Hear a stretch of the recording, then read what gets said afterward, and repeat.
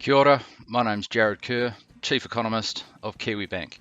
We are finally moving out of level 4 and into level 3. And that's great, not just for our sanity, but for our economy. You see, when we were in level 4, we were losing a third of our economic output.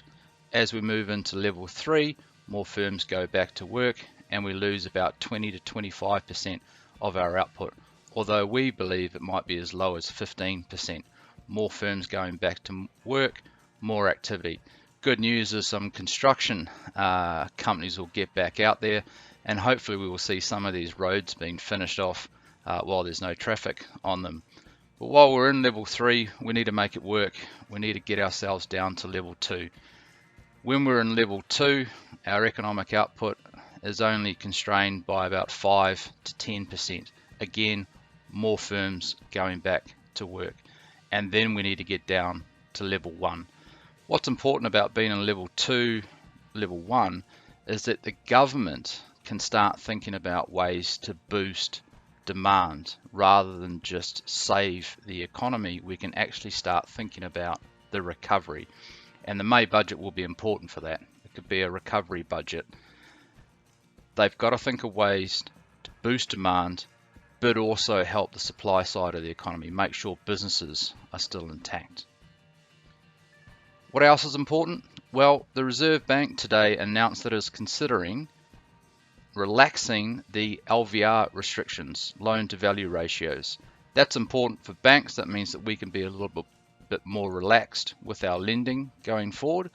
But more importantly, for existing loans, it means that a whole bunch of customers that have come to us, and we've had households, small businesses, and some property developers come to us saying, I'm at my limit, currently at my LVR limit, I want to defer my mortgage payments.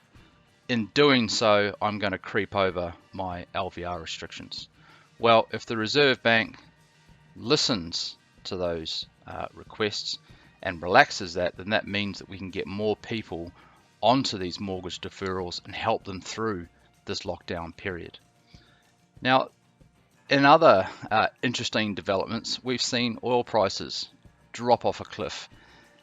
There have been suggestions that with all the money printing out there and all the packages being put together by governments around the world, stimulus packages to come, that there could be some sort of hyperinflation event in the next year or so. I simply don't believe that that is the case. Oil, which goes into just about everything, the price of oil has collapsed. What we've seen is demand drop off a cliff as we're not traveling anywhere, but also we've seen a ramp up in supply, and the price has fallen. And if you actually been following the news, you would have seen that the WTI May contract dropped into the negative and actually dropped as low as minus $40 a barrel. Basically what happened is investors were worried that if they took delivery of the oil in May, there's nowhere to store it. Most tanks out there are getting full. So what they did is they dumped the May contract, bought the June, and we saw the June price go up, but the May contract go through negative for the first time in history. Basically, a lot of supply, demand falling, price goes down. And you can say that about a lot of goods and services right now. And I think inflationary pressure is going to be very weak for a very long time as we work our way out of lockdown and try and figure out some sort of recovery. In order to make this work, we really do need to get out of level 3. We really do need to get into level 2, level 1. Let's do it together. Kia kaha.